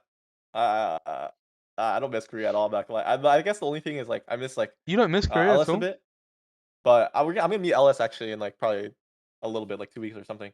Oh, Um. Actually, I don't know if that's public, but no, I don't miss Korea at all. I'm not gonna lie. so what were you missing about the US when you were in Korea? Like, what do you like about being home? Family. Yeah, just family. Family, like, it's more my home, like, the culture or everyone speaks English, the culture is way more, like or the layout is something I'm, like, way familiar with, like, I don't like Korea's layout, for example. Um, yeah. If at any point you in this interview you remember a funny story about Korea or T1 anyone, Mm. please feel free to bring it up. But I suppose the next place we're going to go to is how the fuck do you get the offer for Loud? Yeah, How does that end so up happening? Tell us the story of that. yep. So my contract with T1 ends, right? It wasn't really public, but basically it kinda ended, like, in the Split 2, and in Split 3, Loud was looking for a jungler, right? They had, like, a list of potential candidates, whatever, but I get reached out by the, and it was funny because I wasn't really, like, actively looking for a team or actively, like, reaching out to people. That's probably looking back, that's probably something I should have done if I well, yeah, that's something I should have done, but fortunately, Loud reached out to me. They say, "Oh, are you willing to relocate to Brazil and play in the LTA South?" And I was like, "Yeah." And that's how I joined They Loud. didn't just say come to Brazil. That's normally how they say it. "I'll come to Brazil?" Yeah, I mean, I think they said that in a way. And interesting because I think the rumor over the last few years, at least when you're on T1, is that like some LCS org is going to like snatch him up or something because Tier 2 Mm. isn't really a thing anymore. Did you have any LCS interest over the last couple of years? Um, when I joined T when I joined, uh when I joined, T1. T1, I had, like, a decent amount of LC or not decent amount, but I'd say, like, two orgs interested. So I probably could have played LCS at that time, Can but you like I said, reveal? Are you comfortable revealing who those are, or not really? not really. Um, but yeah, I was, but like I said, I didn't Not good really want to ones, I'd join LCS assume. at the Not time. good ones. Yeah, yeah, they were like mid. Um, but basically, So Dignitas, basically, is what you're saying. no, no, no, no. But yeah, at the time, I was like way more ambitious. I wanted to reach higher highs, so that's why I took the T1 route. Yeah. So yeah, but Back to Loud. and then yeah, yeah, and then I think actually during my time at T1, I still had like a little bit of interest. Like, I remember a specific org, like LS was telling me like I could probably end my contract with T1 to join LCS. Maybe this was like 6 months into T1 or something.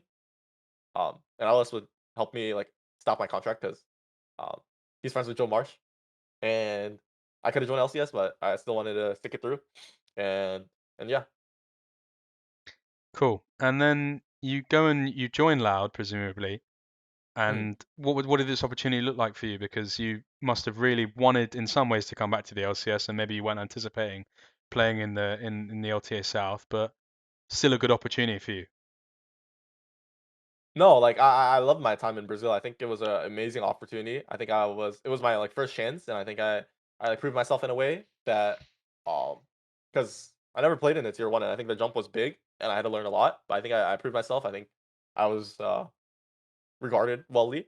Um, and I think it was a great opportunity. I love my time in Brazil. I'm not gonna lie. I think emotionally, like I really just loved Brazil. I'm not gonna lie. I think it was like one of the best times I had uh, in life, even though it was like a very short period of like only 3 months.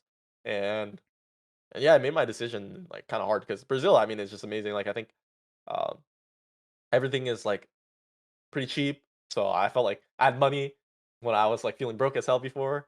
Um, I love playing for Loud because the organization took care like of me super well compared to like T1 for example. I was like T1. I was obviously like a tier 3 player. Like I wasn't really um taken care of well, but like I wasn't a high priority Not for as them, a right? They priority, have a sure. yeah, of course they have Let's like other focus people that have let's bigger focus less priorities. on T1. Let's talk a bit more about Loud, yeah. in what ways was Loud taking care of you? Like, could you share any anecdotes? Like, I think it's always good to give a shout out to backroom staff and org. What kind of ways were they Yeah, no, taking I'm out of care of yeah. you? Yeah, so like Loud, I was just like a huge priority. Like I definitely could just tell the difference. Like when you're one of the like a tier 1 player, you just have managers taking care of you. If you have a problem, you just tell them they'll fix it. Like any problems I had, basically I could tell them Well, sure, and they but yeah, would but fix it. You know. I'm asking you to give examples. Like, what problems did you have and they fixed? Like, tell it. You said they took really good care of you. How so? Uh, well, like for example, the manager would pick me up from the airport. That was cool. They would like Uber me home. Um, I think, and in if I fairness, messaged something, not they to would be help me. offensive to you, I think you need to be picked up from an airport because I could imagine Uh, you oh, going missing if that didn't happen. yeah, yeah, for sure. Uh, Um, what other things? Like for example, like if I've literally met up with you in a place and been like, I'm gonna be here, and I've watched you like on your phone, like just walking around in a circle like a sim. uh, What do you mean? um, What do you mean? Oh, like yeah. Yeah. But what other things? Let me think. I'm trying to think. No, they just took really good care of me. Like anytime I had a problem, they would do it. But I just didn't have many problems. But if I did have one, I'd get taken care of. Like they would let me order food. I could get food. Whatever whatever type of food. Um, the owner like would take care of me. Like the owner or not the owner. I don't think he's like the owner, but he's like one of the higher ups. Like I think he's CEO or co-CEO or something. Um, his name is Gian, and he would always like take care of me. Like when I got there, the owner would like when I first got there, the owner like went out, got me food, got off or took got me food. Was nice. Like I felt just a big priority. You know, I felt taken care of well. did you learn how to do any of the kind of like the speed dances, the Neymar dances, like the cha bum boom cha bum cha. Oh, for bro, for one of the for our announcement video, they showed me like a club dance, but I kind of forgot how to do it. But yeah, Well, you know how to do it anymore? no, it was like something for our announcement video. Do you know how to dance in general or not really? I know how to do like the whip, the nay nay. No, no, not really. Do you actually know how to do the whip and nene? Of course, bro. It's easy, though. Could you please? And like, this might actually be the only way you make some money out of this. I might actually pay you. Could you please do the whip and nay for us? No, no way. But if you How get, much money are we talking about though? how much do you need? $5? How much do you need to? $5? How much? $5 to do it? Yeah, 100%. No, I'm not doing this in the whip day. Hell no. Okay, next question. Please, how much? Please. We can get some We can get some bids in the chat.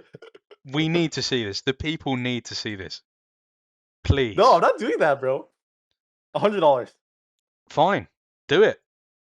Alright, Fine. $100. Send me. Well, I have to send it first. We're in the middle of an interview. Bro, I'm not doing this shit. Well, you want me to Oh, stand well, up? Whip, fair enough. day, Fair. day. I don't If you even know how can't, to if do you it. don't, That's fine. if you were lying and you don't actually know how to do it, it's fine. But it's a little Yeah, I bit, don't know how to do it. embarrassing, but it's okay Yeah, that you alright. made up that you know how to do that, but you don't actually know how to do it. But it's Yeah, yeah, fine. no, no, for sure. Yeah, I don't know how to do it. Where have you gotten this for show thing from? Like, have you been watching The Wire or something? Like, why do you talk like this now? Oh, I don't know. Just Okay, happens. amazing. Talk to me more about Brazil. What did you enjoy out there? Like, No, I love Brazil. Like, I think it was my first time competing on stage, and the Brazil crowd was so passionate that it was really nice. Um, no, it was just a really memorable experience because it felt like I was being rewarded for the time that I invested, basically. Like, because I am playing tier one, there's a ton of eyes on me, so the better I play, like, the better I'm gonna I'll get rewarded for how good I play. So I felt like really motivated to like work hard, try my best, to try to lift the team up and like try the best for the team because it is a team game, right? But no, it was amazing. Like I remember my first time on stage, I was super nervous. The crowd is super loud. Like the fans are so loud and the fans are really passionate. And and it was sad because we lost our first game. But I remember like afterwards, I was like super pissed. Like or not super pissed, but I was just super sad, right? I wasn't like mad, but I was super sad because obviously you lost your debut game. Super sad. But I remember, um, uh, like I was super sad because obviously I wanted to win for the fans, the crowd. And I remember going backstage and I had to do this like pick and play thing. This like, do you remember that pick and play garbage? And I thought by the time I finished that, like all the fans left, right? Because it looked like the arena empty out. But I remember leaving, and I'm not gonna lie, there was like 50 fans just all like waiting for me and like, oh, Gryffinn, like, it's okay, like trying to cheer me up, right? And I remember that like was like one of my happiest times. It helped that like 90% were girls too. I'm not gonna lie, but no, I remember that shit was like amazing. That was legit amazing. it was going so well. God, Jesus Christ, man.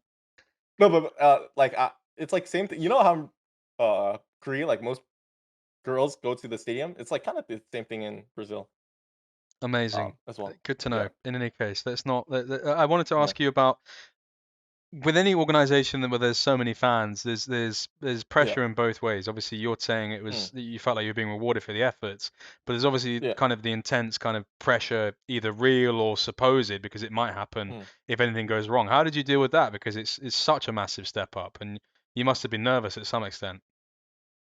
Yeah. No, I mean with the huge fan base, obviously there's, but like for me, I've there's more positives than there is negatives. I'd rather have people that care about the about your game, about like you, than like be like apathetic, right? So even though like there is more pressure because like you're like if you don't perform, the the consequences in a way. If you lose, like you might get flamed or something. I appreciate that more. Like I'd rather get flamed if I play bad and like praised if I play good, or I do remember there was because the fan base is really big. I remember I was really worried about like the potential what ifs, like oh if we lose this match, what's gonna happen? Like the fan base is gonna be mad, stuff like this. But overall, like I'd rather have like a fan base that cares a lot, and is happy when you're happy and sad when you're sad. For sure. And what were some of the kind of proudest moments for you there? Because I didn't, I'm not going to sit here and pretend like I watched much LTA South. Mm, Even though you're a friend of mine, I didn't tune in that often, but I did watch a few mm, games. I remember watching the Ambessa Jungle, for example, when you pulled that out for the yeah. first time. What was it like? Kind of, what were some of the crowning achievements of your time there?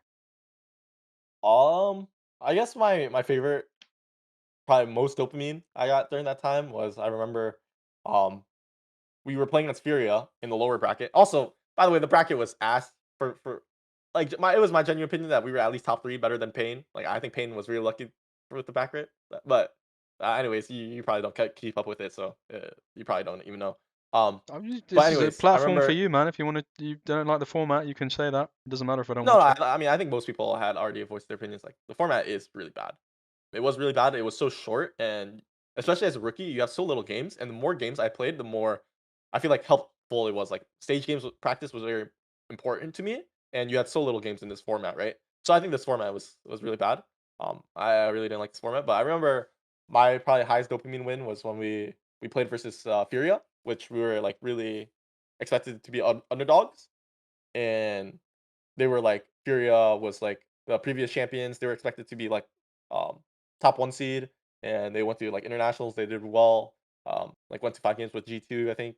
Went to 5 games with like CFO maybe another team, and then like beat C9. So This they is were the like team that has they were Titan scary. on it, right? Or is that another team? No, that's another team. It's a team that went to EWC and MSI Okay. from Brazil. So we were like supposed to be like very underdogs, and I thought we would lose to, and I thought we were gonna end fifth, sixth, and I was like, oh my god, I went to, you know what I mean, not happy with that. But I remember winning that series. We were 3-0, like 3-0, not like a hard stomp, but like a pretty convincing win. And I was so excited because I was like, man, we're gonna do it. We're gonna fucking win. We're gonna win everything. And yeah, I remember thinking that in that moment. I was like, wow, we actually won, and yeah, I was really happy. I was really proud of everyone on the team, all like the hard work we were putting in, and no, I was really happy and really proud. Um, Actually, you know what's funny? Because I feel like because we 3 0 it was more like a narrative like, "Oh, they just got significantly worse," but I don't think that was the case. I think it just the league got a lot better, and, like, they just maybe got slightly worse, but yeah, no, I remember in that moment, I was, like, so happy. I was super How did happy. you feel like you stacked up against junglers in the league at that time? Because there's I don't know if it's the case for jungle, but there's a lot of like kind of Korean players that might have played in other tier one regions as well, and a lot of native talent as well. But how did you feel like where did you rank amongst the junglers there? Uh, I mean, I wanna should I give a humble answer or, like Yeah, just I mean, I thought I was give me what you actually think. I thought I was one of the best, yeah, for sure. I mean, yeah, not much else to say. I mean, I played scrims. I think there was, like, maybe 1 or 2 decent junglers, but the rest were kinda mid. And when you say one of the best, what are we talking here? Are we talking about top two, but it's not two, or third, or first, or Maybe a confident top 2. Yeah, maybe top confident top 2.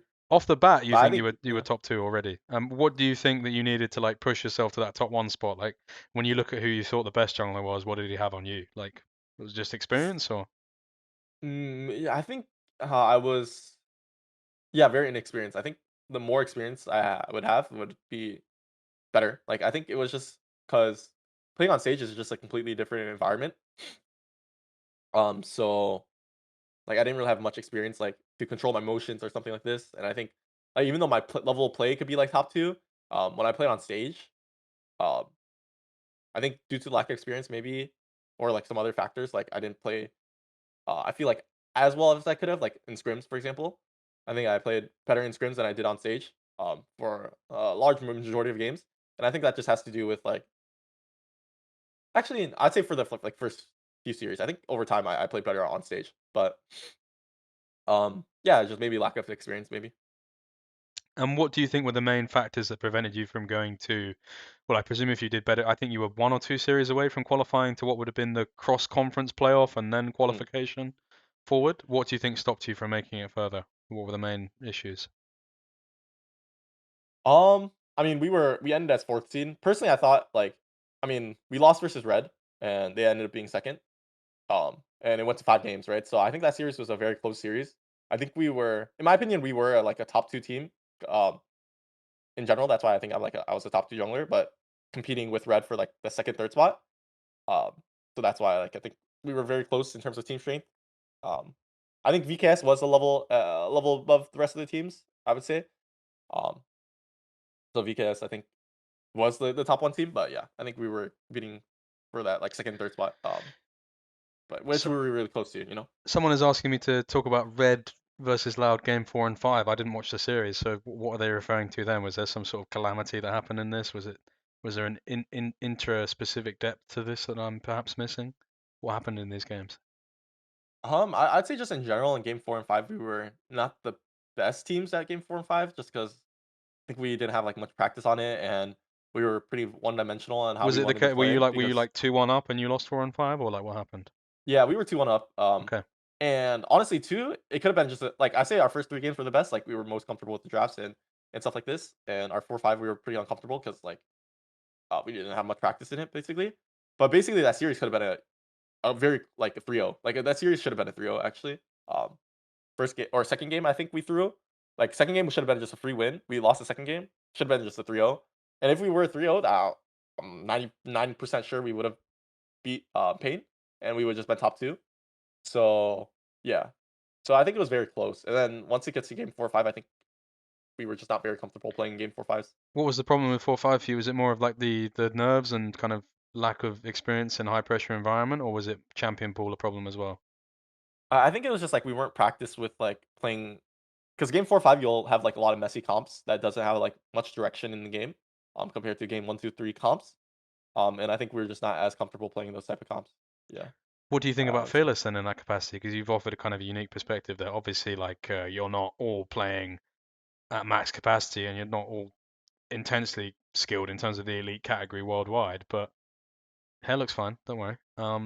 Yeah. Not all experienced in kind of the elite category, but you're sort of giving a perspective on Fearless there that the first 3 games are when comps are like really they make a lot more sense. Do you think that globally it's a problem that games 4 and 5 kind of go towards a point where comps are less directional and have purpose? Um. I mean, personally, I think I like Fearless. It was just more like it felt like we couldn't practice too much different type of styles because I would say this in the best way. Like, let's say it felt like we couldn't practice too much styles because the split felt really short. So if we try to practice different stuff, the team would kind of be tilted because we would lose more scrims in general. So we kind of just stuck to what we were good at, and because of that, it felt like maybe game 4 and 5s were a lot harder because we didn't have much diversity as a team. Yeah. Interesting. In any case, I kind of, for those that don't know who, or those that haven't followed you, I mean, lots of Brazilian fans will have, but I mean, there's rumors that you're going to join the LCS, and we don't have to directly talk about that. But for people who want to maybe know about their new player, what kind of a player Mhm. is Gryffinn? Like, what are the champions you would associate yourself with being good at? Um, I'd say like myself as a player, I'd say I like more mechanical champs, more fighting champs, more aggressive champs. I'd say that's like my general style. I do like champions that have more mechanical prowess, maybe. But yeah. And how does Gryffinn win a game? Like, what's your kind of main thing? Because I mean, with someone like Inspired, it's about like raw methodology and kind of like strangling Mhm. an opponent and like exercising that lead throughout the game and building it. Like, how does Gryffinn approach a game? Like, what's your way of winning? On my way of winning, I guess like the most time or the best ways I won in loud was like um usually I'd say my pathing is probably more. It depends. Like my passing is good, and then I'd say like mechanically the way I play fights were good. Yeah. And what are your best champs? Like, what can people be excited to see you pick? I mean, not sure. It depends on the meta. Obviously, I think like last split, my most played champion in scrims were Wukong, Xin Zhao. Like that was just the meta at the time, and those were champions I'm still good at. So it But kind what of are the depends on champions? like what What are the champions are gonna be champions? in. Regardless of meta, what are the champions you think you're best at?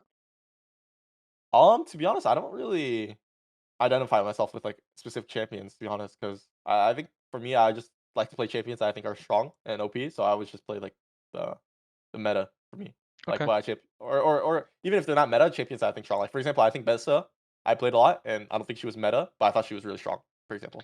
Are there any other champions that you think are really strong that aren't really played? Like any kind of niche picks that you might think are good, or you don't want to reveal them? I mean, last split was Volibear and Pesta. I thought two were really strong champions that weren't being picked at all.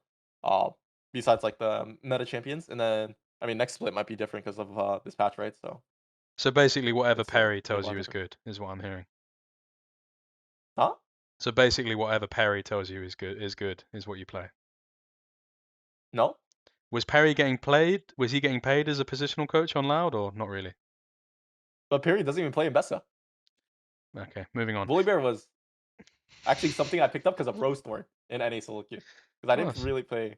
It's a nice little fully shout because out of for him. him. I've not heard of him since he Yeah. played for CLG Amateur, so that's a Yeah, yeah. It's been a while. nice little shout out. For people who want to know Yeah. more about Gryffinn, I'm worried to ask you this because I think we spoke about movies once, and I was immediately like, you have worse taste in movies than LS, which is quite impressive. But if people want to know more about Gryffinn, like, what kind of music does Gryffinn listen to? Like, who are your favorite artists? Oh, I kind of listen to everything to be honest, whether it be like, Yeah, but bullshit. recently Move I've on. been Come on. Let's don't give me that bullshit. Ah, yeah, listen to but everything. recently I've been listening more to like maybe some EDM, but not really. But like Ah. mostly I like rap, maybe like Drake or Drake. Yeah, I like Drake a lot. No, no, not really actually. I don't know. Actually, I don't really have a favorite artist. I like if you look at my playlist, it's all over the place. To be honest. Why EDM? Because that worries me. You're potentially going to the LCS. I can see a dark path existing for you. I'm very worried about you, my young friend. Oh, I don't even listen to EDM like that. Like I just listen to like a few songs from EDM category, but no, I kind of listen to everything.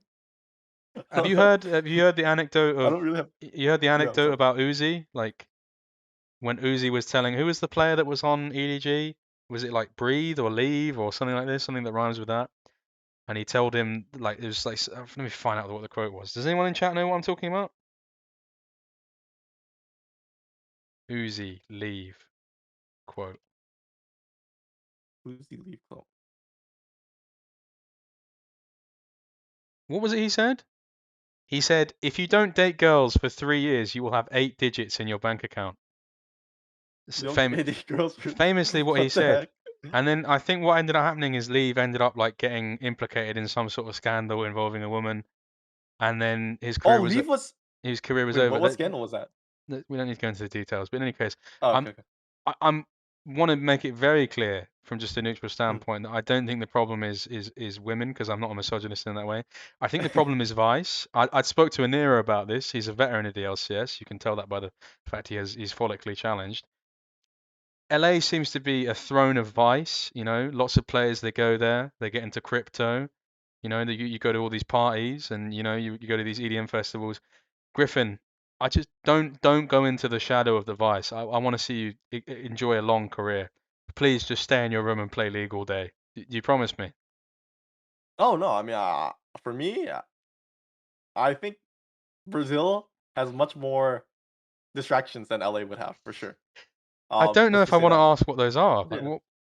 No, no. Like, firstly, I'm like actually over Asian in Brazil, and they just have a lot more distractions. So like, and I think in Brazil I was hardworking, like during the season, especially.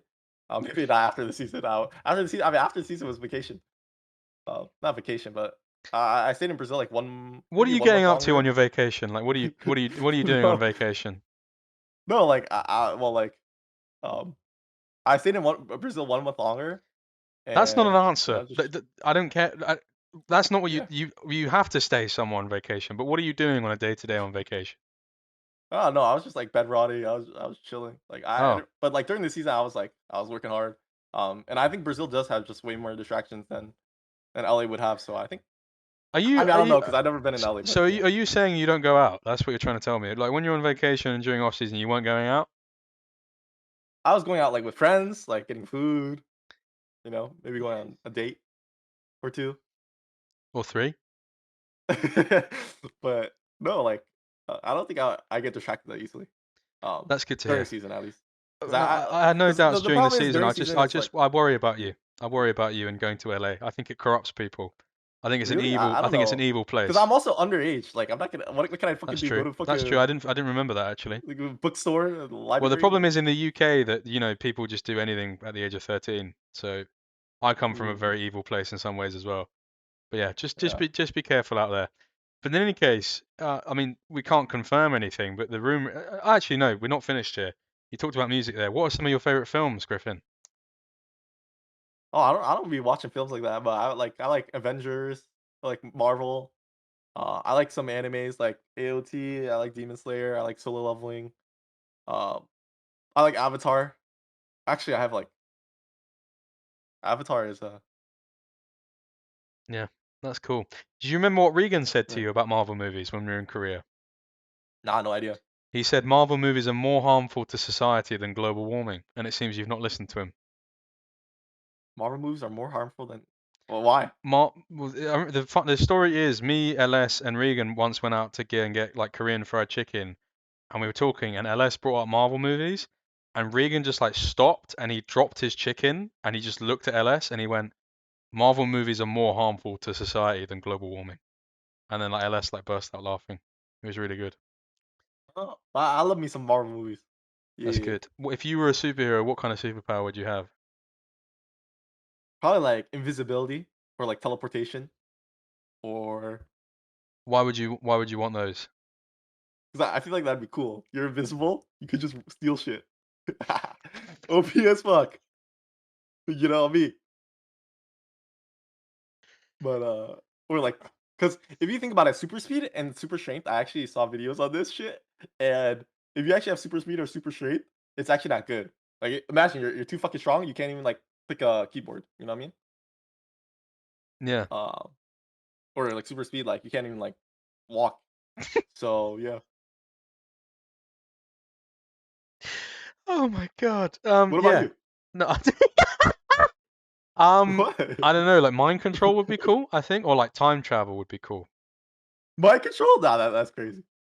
Time travel. I feel like time travel is caption Did you machine. not just say invisible to like steal from people? Like, how's that not Yeah, fucked? but like, imagine how OP that is in power. You could get paid like millions of dollars to like spy on people. Maybe you was okay. Moving on. In any Yeah. in any case, I remember a very funny anecdote that I heard. I saw it on Twitter as well of one time where you asked in the group chat with Nickich and LS what your own social security number was. Why did you think that they would know what it was? No. I lost my social security card, so I was asking if they saw it. Okay, interesting. And then I know, Yeah. wasn't there a thing about you like lost your passport or something as well? Oh no, so my passport. Yeah, I can show it on stream. I think I have it Why are you showing your somewhere passport? here. No, I can show. It's like I can show the. Wait, can I show this? It's just the cover, right? Yeah, I don't know why you are, but sure. It's like I left it in the washing machine and it got fucked up. So what ended up happening is I had it in my pockets, boom, and then I put my pants in the laundry machine. But it still works. I can use this to like get around and it's like kind of chill. Um, but like you can see it's like a little bit fucked up. Yeah, Yeah, that is I think amazing. That is incredible. And talk to me a yeah, little bit I about your think so. relationship with Nick, because I remember it was a thing where he was like teaching you, he was coaching you on Rizz, which doesn't make much sense to me because Nikic to me, I associated with him the most fumbles I've ever seen.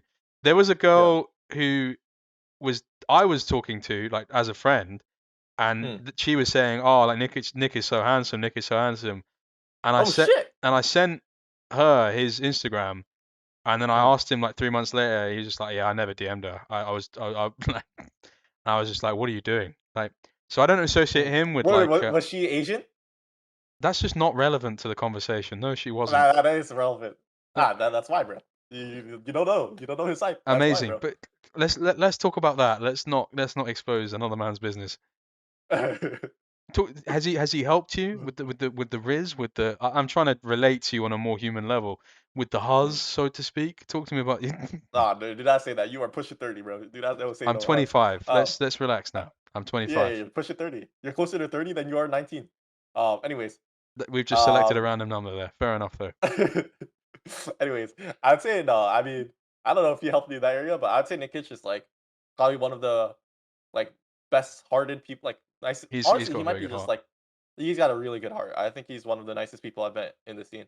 Um, yeah, I consider him a very good person. I consider him in high regard. Yeah. So he wasn't much help with you for the ladies. What do you Oh, think? bro, you see his fucking wrist, bro? He don't know anything. He's worse than me. What's your technique? Talk to us about it. Like what's your go-to? Like what's your pickup line? Oh, my pickup line, I usually walk up to a girl and say, yo, look at my wallpaper. Rank one, baby. You see this? Yeah, type shit. That's my wrist. It's truly incredible. In terms of 2026, Griffin, why should people be excited about watching you? I think 2026, I mean, I think, can I, I mean, it's not leaked yet, No, you or don't need it to. is Yeah, leaked, okay. but Don't let's need to say confirm the anything. Let's alleged talk around. Let's rumors. talk around of it. Yeah. Yeah, let's say everything allegedly is true. I mean, I think it's a really exciting project that I'm like happy that to partake in. I think it's gonna be a super young roster, and it's gonna be basically we're gonna be the only LCS team that actually invests young in its like rookies and stuff. So I think it's very exciting to try to follow and see, what if we're cooking too much or something. But I think from my talks with um you know I think the main reason I chose this project over my time at Loud is I had a like hour and a half long call with With one of the someone. people. Yeah. Yeah, someone that like is working on the project. And it basically, I think I'm very excited for this project. Like, it's gonna be a young roster. We're gonna all be investing in our rookies. We're gonna have a very passionate team. Um, all hungry, not all hungry rookies, but all hungry players that want to prove themselves. And I think when you have that as a formula as a team, as well as like from outside perspective and inside perspective, like what's you know not to be excited about. You know what I mean? Absolutely. The passion is infectious, but I suppose the criticism would be for a project like that, if it were to happen, the Mm. criticism would be there's such a lack of tier one. So what are you doing? What was that you just did What? when you like? Oh, because my hair always gets to my eyes, so I Yeah. don't know, it annoys Okay. me. So Interesting. I can't see. Have you ever heard the But story of Narcissus? no, I don't. Yeah, yeah, Okay. for There's sure. one for you to. What do you mean for sure? That's a question. Yeah, I've heard of it. Okay. This is like it's easier for me to talk to my 15-year-old brother than this. It's like sorry.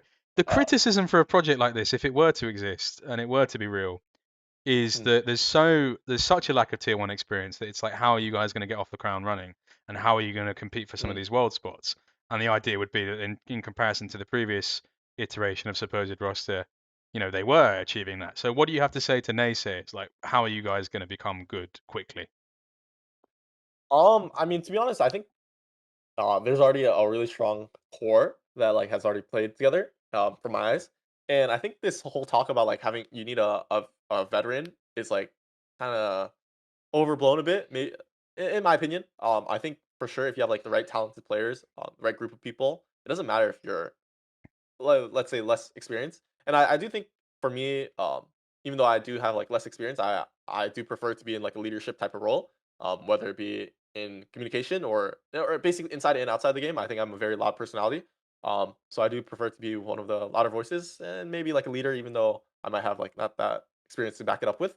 But I do think it's like kind of fake to like just assume that because someone has more experience that they're a better leader, for example, right? That's like to say as an example.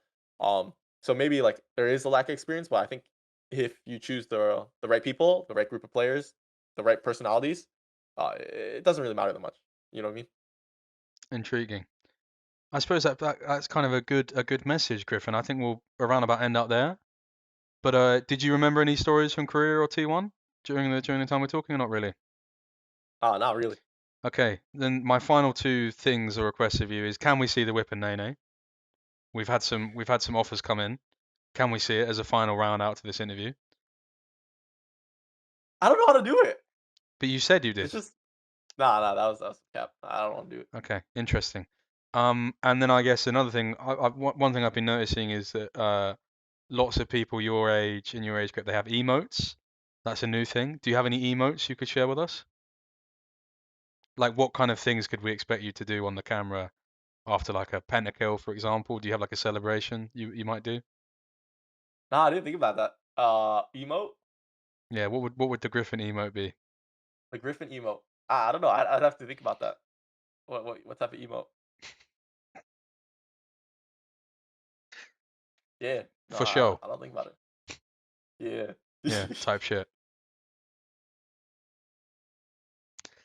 uh, Thank you so much for coming on, Griffin. It's been a pleasure speaking to you, and I wish you the best of luck going forward. Do you have any words you'd like to share? Fans, people that are special to you, anything you'd like to say to me? no, I mean, I'm glad that you had me on. It was fun trying to get a deeper dive Oh, for sure. into. Bro, you're fucking 30. You can't be. You don't have the same the oomph. And you You know what I did mean? not grow up in, the Compton projects, so I don't think you should be saying it either. But fair enough. You are not in the wire. Like Nah, I'll play it. there I'll were play it. no But runners in the nah. wire who look like you. I promise you. No, but like actually though, like no, it was a great like interview. I think this was my first time like doing a long form interview more to talk about like Hmm. my stuff. And yeah, no, I'm excited for the fans. I think uh it's a very exciting project that I'm gonna be partaking in. So no, I'm just excited for the future, even though it is gonna be like 40 more days until fucking we play. Actually, it's like 2 months till we play. Oh my god, it's long as hell. But no, I'm really excited, and I think everyone should be excited as well. Absolutely. Thank you so much for coming on, Gryffinn. We'll see you soon. Thank you. Peace.